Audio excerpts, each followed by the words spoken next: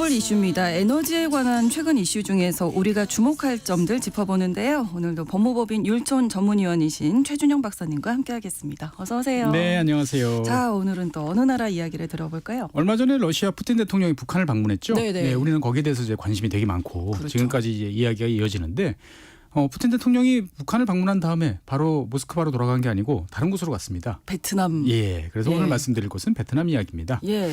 그러니까 베트남은 제가 한번 기억을 더듬어 보니까 지난 9개월 사이에 미국의 바이든 대통령, 중국의 시진핑 주석, 오. 그다음에 러시아의 푸틴 대통령 등이 모두 방문했어요. 그러네요. 예, 그러니까 어떻게 보면 뭐 공급망 다변화 뭐 이런 이야기가 나오면서 베트남이 중요하다 이런 생각들을 많은 나라 정상들이 하고 있는 것 같아요. 네. 그러니까 어떻게 보면 베트남이라는 나라가 특정 국가에 쏠리지 않고 자기들이 최선의 이익을 위해서 잘 움직이는 어떻게 보면 베트남 특유의 이제 대나무 외교라고 보통 이야기를 하는데 네. 이러한 외교가 잘 작동하고 있구나라는 것을 알 수 있는 그런 모습인 것 같습니다. 네, 주요 강대국들이 좀 관심을 네, 갖고 다들 있는. 줄줄이 찾아가고 있죠. 네, 그러면 뭐 베트남 입장에서는 너무 좋은 거 아닌가요? 그렇죠. 뭐 네. 경제도 잘 성장하고 좋을 것 같은데 걱정이 별로 없을 것 같은데. 근데 뭐 세상 일이 다 그렇죠. 예. 마냥 좋은 일은 없습니다. 얼마 전에 이제 이 베트남과 관련돼 있는 여러 가지 정보들은 사실 일본 쪽에서 많이 나옵니다. 네. 근데 일본의 싱크탱크인 이제 일본 종합연구소라는 곳이 있는데요. 네. 여기에서 이제 베트남이 미래에 당면할 세 가지 과제 이런 것을 발표를 했는데 첫 번째는 인재 부족. 아. 두 번째는 이제 모든 나라들이 이제 국제 합의로 15% 세금을 물리기로 했기 때문에 네.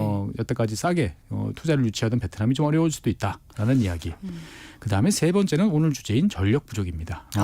그래서 오늘은 이 베트남의 전력 부족 이야기를 좀 해보겠습니다. 전력이 베트남이 네. 좀 많이 부족한 상황인가요? 그러니까 이게 1년 전 일인데 기억하시는 분들이 별로 없으시더라고요. 네. 작년 이맘때 그러니까 2023년 6월, 5월, 6월 정도에 네. 베트남에서 대규모 정전이 한 2달에 걸쳐가지고 계속 발생을 했어요. 아. 그러니까 이게 이제 한순간 딱 하고 끝났으면 차라리 네, 괜찮은데 네, 네. 몇 주간에 걸쳐서 이렇게 여기저기서 진행이 되면서 공장들이 예고치 못하게 갑자기 정전이 되니까 설비가 망가진다든지 그렇죠. 아니면 불량품이 대거 발생한다든지 해가지고 뭐 우리나라 기업이라든지 일본 기업 뭐 베트남 기업 많은 기업들이 이제 피해를 입기도 했고 또 예. 혼란이 발생했었습니다. 원인은 밝혀졌습니까? 그러니까 당시에 이제 베트남 같은 경우는 뭐 지금도 그렇지만 전체 발전의 한 30% 정도는 수력 발전이에요. 아. 근데 작년에 비가 너무 안 내렸어요. 평소에 한 20%밖에 비가 안 내리니까 영향이 있겠네요, 그러면. 예, 그러니까 이제 발전량 자체가 모자란 것도 있고 네. 뭐 일이 안 되려면 항상 이렇죠.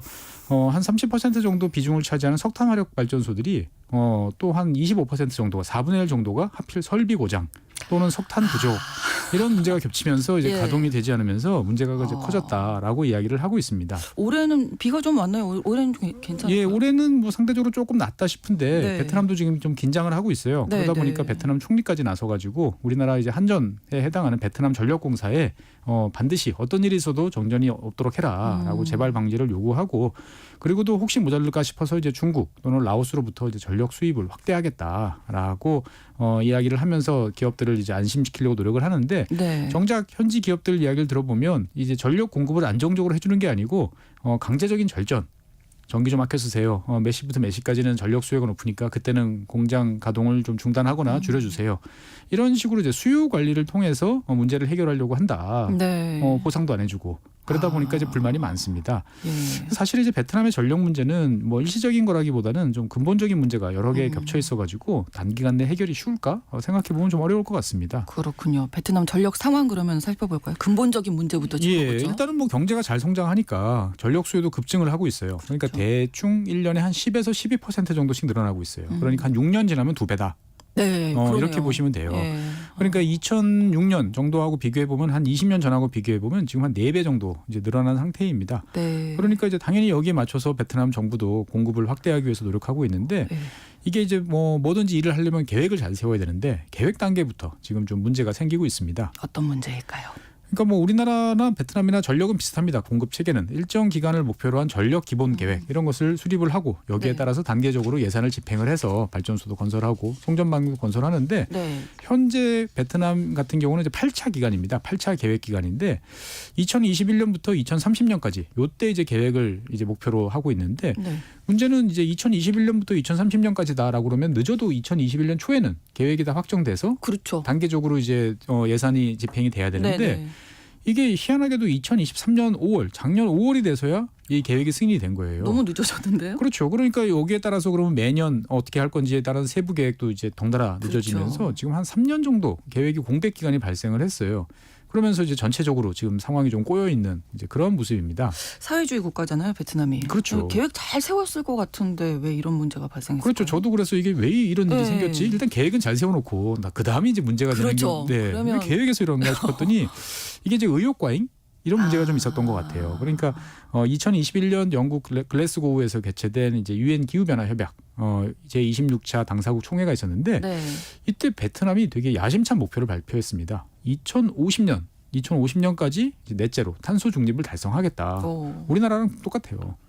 그런데 이 베트남 주변 국가인 뭐 인도 같으면 네. 2070년 넉넉하게 잡았죠. 그렇네요. 그다음에 중국, 인도네시아도 2060년 예. 이렇게 했어요. 그러니까 야 베트남이 좀 너무 야심찬 거 아니야? 2050년이면 한 25년 있다가 그렇죠. 예, 그러니까 탄소 중립을 예, 그렇게 이루겠다. 계산을 해보니까 그럼 2050년까지 경제도 발전시켜야 되고 탄소 중립도 해야 되고 그러면 발전량은 뭐 7배에서 늘어나고 9배 정도로 있는데. 예, 늘어나야 되고 그런데 그러려면 넷째로 달성하려면 석탄 화력은 지금 치워야 없애야 되고 되고. 재생에너지가 전체 한 70% 정도 돼야 되고 야 이거를 25년 만에 달성할 수 있을까 생각해 보면 쉽지 않죠. 예, 쉽지 않을 것 같아요. 예. 근데 문제는 이제 국제 이제 회의에서 이런 발표를 하려면 네. 뭐 실무진이라든지 예산이라든지 이런 거를 검토를 잘 해야 되는데 이런 게 이제 검토가 잘 안 된 상태에서 발표가 발표만 먼저 했군요. 앞질러 간 것 같아요. 아. 그러다 보니까 그 이후에 6번에 걸쳐가지고 이제 초안이 계속 변경이 되는 절차를 거치다 보니까 전체 일정이 지금 많이 꼬였다라고 이제 볼 수가 있는 거죠. 네. 게다가 지금 말씀해주신 대로 전력이 일단은 부족하니까 네. 발전소를 사실 지금 입장에서 많이 세우는 게 목표가 돼야 할 것 같아요. 그렇습니다. 일단 베트남 입장에서 봤을 때는 충분한 발전소를 건설을 해서 안정적으로 전력 네, 공급을 네. 하는 게 가장 중요한데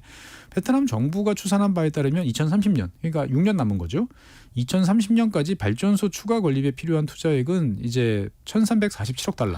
우리 돈으로 따지면 한 180조 원 좀 넘는 엄청난 규모의 돈이 예. 필요해요. 이거를 이제 한 6, 7년 사이에 투자를 해야 되는 건데 근데 이게 저도 처음 보고 이게 신기했는데 이 금액을 전액 민간 투자로 조달한다라는 계획을 세우고 있어요. 그러니까 좋게 보면 이제 전력 기업들, 뭐 이쪽 시장에 관심 있는 기업들 입장에서 봤을 때는 베트남이라는 잘 성장하는 나라의 큰 이제 마켓이 생긴 셈이니까 그렇죠.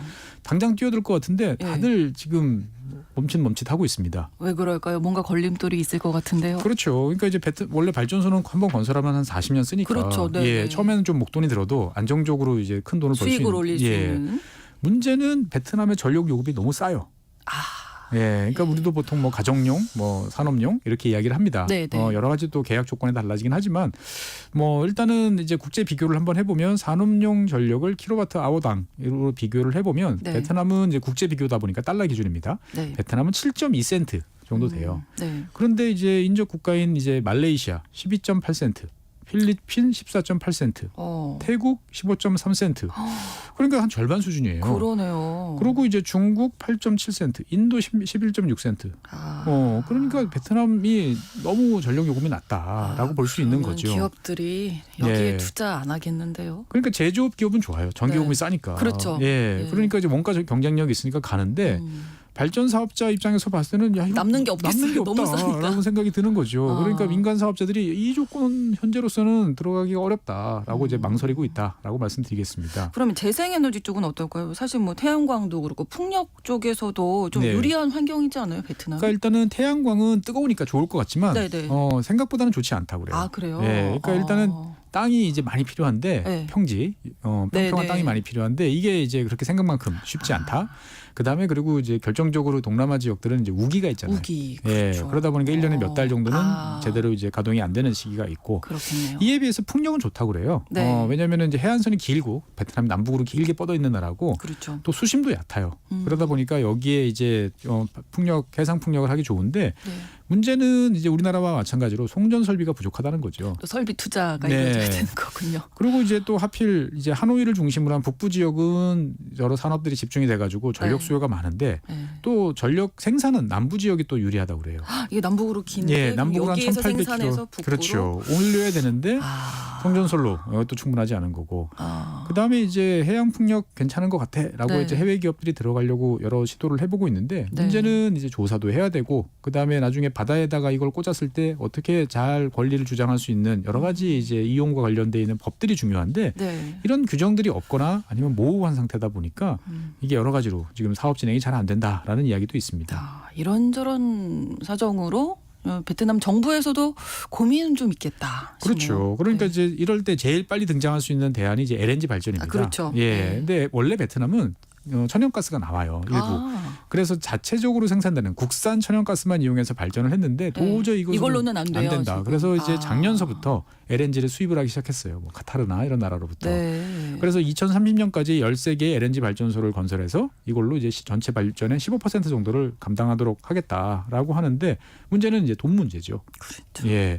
그래도 이제 이게 원체 베트남 시장이 괜찮다. 그리고 뭔가 정책이 바뀌지 않을까라고 생각을 하다 보니까 최근에 이제 일본 업체들이 본격적인 투자를 이제 검토하고 있다. 이런 뉴스들이 좀 있습니다. 네. 그러니까 이제 뭐 도쿄가스나 큐슈 전력 이런 이제 일본의 가스 전력 회사가 공동으로 네. 이제 베트남 기업과 합작을 회사를 만들어 가지고 2029년까지 한번 만들어 볼까라는 방안을 지금 검토 중이라고 합니다. 네. 이 LNG 발전소는 사실 땅만 있으면 한 3년 정도면은 빠르게 이제 지을 수도 있거든요. 네. 근데 재밌는 점은 이제 이 일본 기업들이 생각을 했을 때는 네. LNG를 이제 들여와야 되잖아요. 발전소는 발전소고 네. LNG를 수입하고 그것들을 저장할 수 있는 탱크도 만들어야 되고 이런데 네.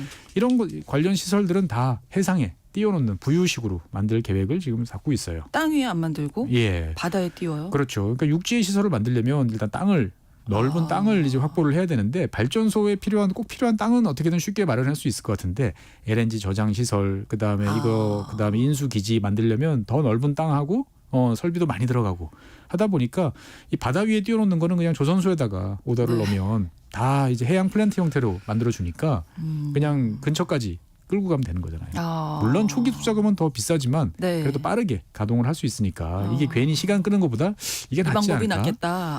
그러니까 이제 베트남이 사회주의 국가긴 한데 다 국유지인데 네. 그래도 이 토지 확보라는 거는 쉽지 않으니까. 라는 상황도 알 수 있고 네. 그리고 이제 베트남 정부는 이제 일본 기업들과 더불어서 이제 중국 업체들 투자를 유치하기 위해서 현재 노력을 하고 있습니다. 양국 관계가 지금 네. 좀 미묘한데요. 상당히 미묘하죠. 네. 예. 근데 이제 베트남, 중국. 우리 생각과는 달리 정치는 정치, 그다음에 돈은 돈입니다. 중국은 이제 우리나라를 제치고 홍콩과 더불어서 베트남에 대한 해외 직접 투자 FDI 1위 국가입니다. 총 누적으로 보면 대한민국이 1위인데 최근 들어서 투자 금액은 중국이나 홍콩이 더 많습니다. 네. 그런데 이제 중국 기업들이 여러 가지 프로젝트를 하고 있는데 전력 관련 프로젝트도 한 50개 가까이 이미 하고 있어요. 네. 그런데 이제 베트남 입장에서 봤을 때는 속도가 너무 느리다. 아니면은 이제 그 규모를 좀 늘려달라 이런 요청들을 하고 있고 네. 이것들을 더 뛰어넘어서 이제 ESS 배터리 저장 시설이라든지 아니면 수소, 암모니아 그러니까 결국은 이제 그 탄소 중립을 해야 되니까 이런 쪽도 좀 해주세요라고 지금 요청하는 이제 그러한 상황입니다. 네, 뭐 경제가 빠르게 성장하고 있고 많은 국가들이 주목을 받고 있어서 별 문제가 없어 보였는데 그렇지 않네요. 그렇습니다. 네. 이게 이제 급속한 경제 성장에 따른 이제 어떻게 보면 후유증인데 네. 우리나라 같은 경우도 1990년 을 전후해가지고 뭐 다 부족했습니다. 전력, 교통, 항만, 용수 다 부족해서 이거를 우리나라 같은 경우는 1990년대 초 중반에 어마어마한 투자를 했습니다. 네네. 그래서 문제를 극복하고 이후 한 20-30년 동안 사용할 만큼 이제 넉넉하게 늘려놨는데 이게 베트남이 과연 우리처럼 요 상황을 잘 돌파를 해서 보다 나은 쪽으로 도약을 할 수 있을 것인지 어떨 것인지는 좀 지켜보는 것도 좀 흥미로운 일이 되지 않을까 싶습니다. 앞서서 대나무 외교 네. 말씀드렸는데 외교적으로 좀 어떻게 해결할 수 있는 방법이 있을까요? 그렇죠. 그러니까 이게 여러 가지로 판단을 해야 되는 거죠. 네. 기업들한테 적절하게 이익도 좀 남겨주고. 그렇죠. 그런데 베트남 정부 가장 큰 고민은 부채가 늘어나는 것을 매우 두려워하고 있어요.